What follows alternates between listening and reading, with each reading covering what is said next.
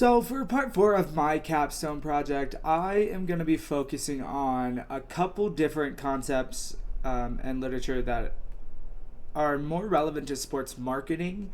And I think that when looking at my proposed capstone project in the first place, it is how stadiums, arenas, and pro teams affect the economy of where they are based.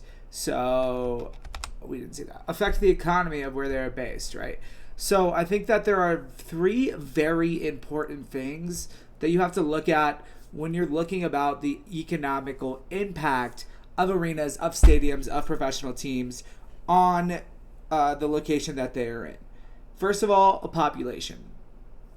So I think that a great example of this situation is what's currently happening with the Oakland Athletics and how they are relocating from Oakland to Las Vegas. Although it is thought that the main reason that they are relocating is the lack of fan support as well as ticket sales, it was actually discovered while doing some research that the main reason is that they planned on building a whole new stadium to get the A's out of the Coliseum. COVID COVID came in 2020, pushed back the project a little bit, and they were not able to relocate. They were not able to build a new stadium in the city of Oakland.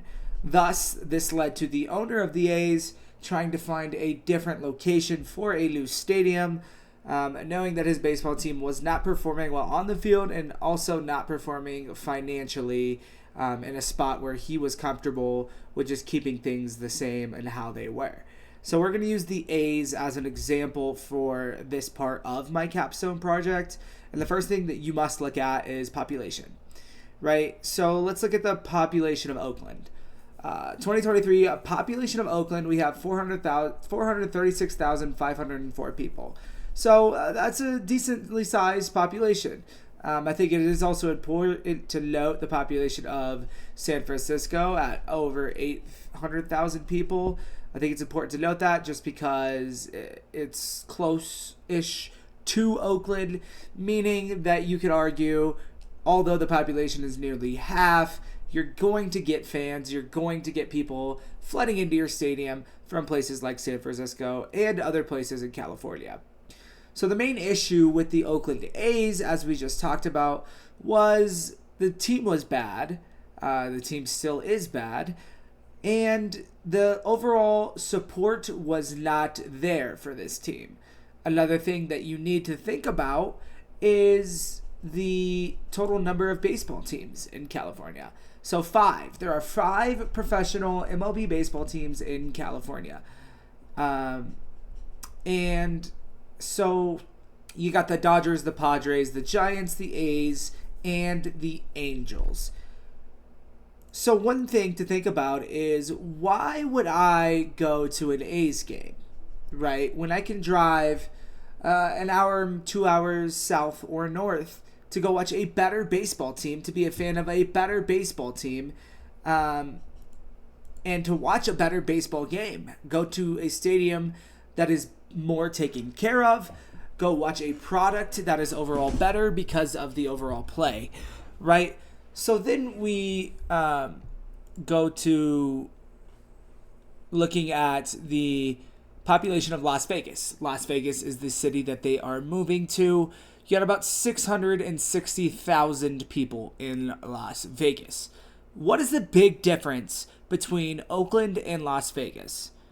The big difference is there are no immediate baseball teams that are going to be direct competitors for you in Las Vegas, meaning you will have somewhat of a monopoly on the professional baseball scene in Las Vegas, allowing for more fans to pile in, allowing for baseball fans in Las Vegas to be more attracted to the A's in general.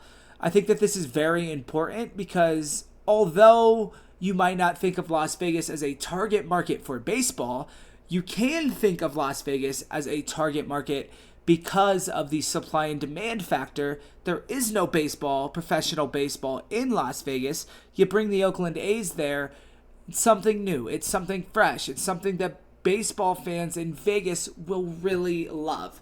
That's why I think that this move from the Oakland A's owners was a phenomenal move.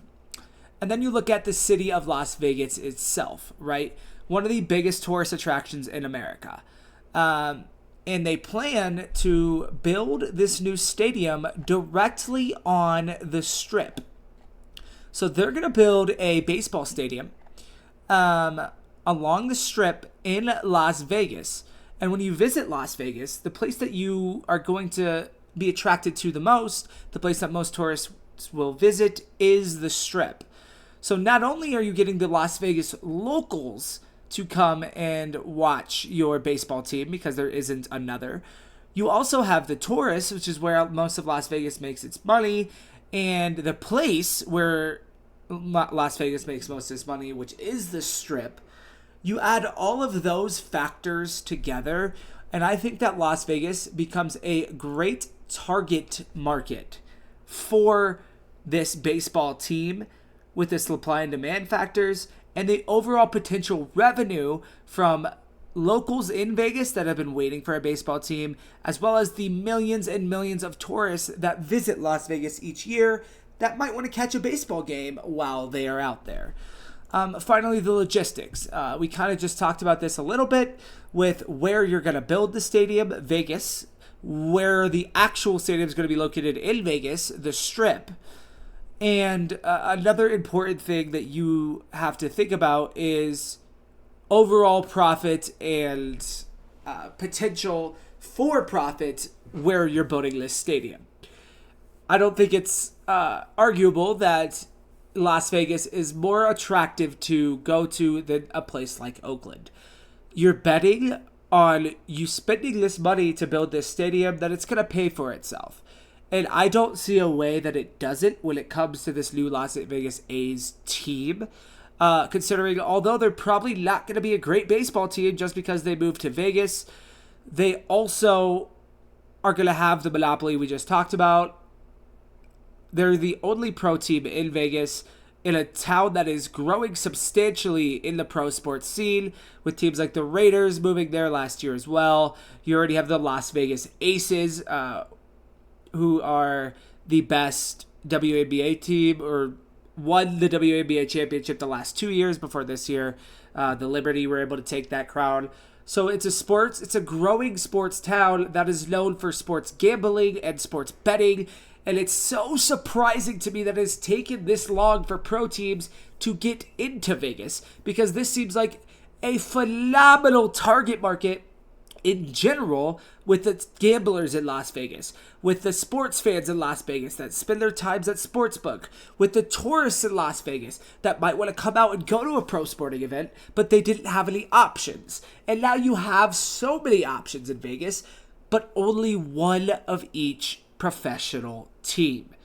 Meaning, if you want to watch pro baseball, you're going to an A's game. You want to watch an NFL game, you're going to the Raiders. You don't have the choices like they do in California.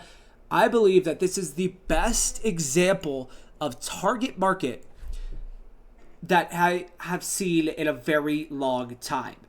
And although it may be sad for the Oakland A's fans, this is a phenomenal move by the Oakland A's to move to Las Vegas. It will be a hard journey. The stadium hasn't even begun construction yet. The Coliseum was old. The Coliseum was used as a football and a baseball stadium at one point professionally. It's still used as that for college and high school events as well. So this is a great example and a great building block for me to study when looking into my overall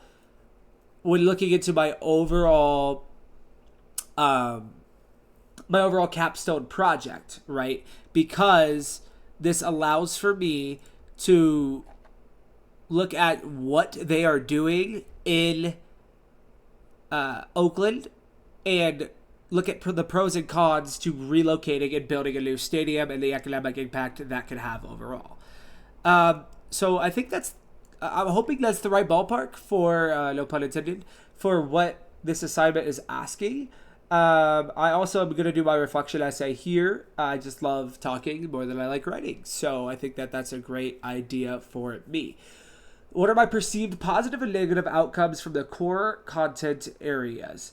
I think that some of my positive outcomes for the core content areas are the fact that in the content of this course, as well as all the other course was within sport management, uh, I think you have a lot of different options.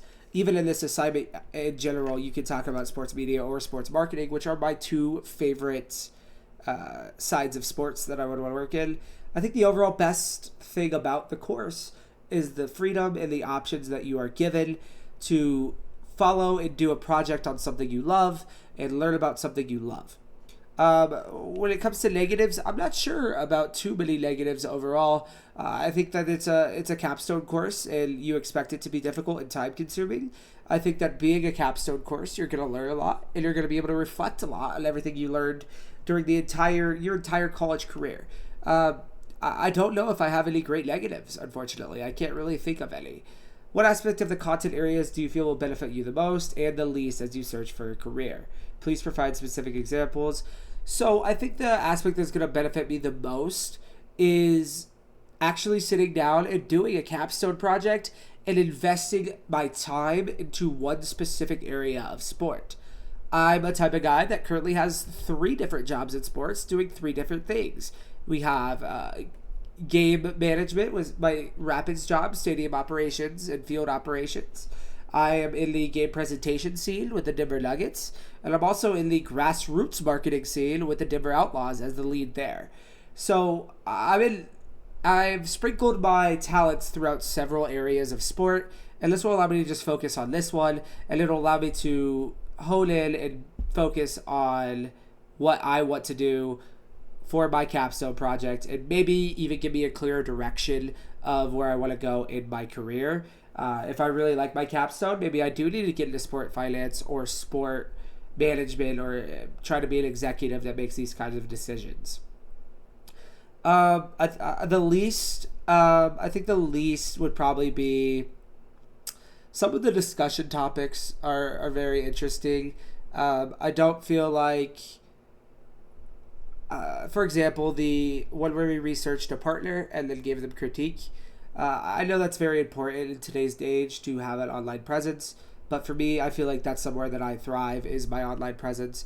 So for me personally, that might be one of the areas, but I know that it will be beneficial to others. What I feel is about most beneficial in terms of professional preparation. I think the most beneficial content area for preparation was probably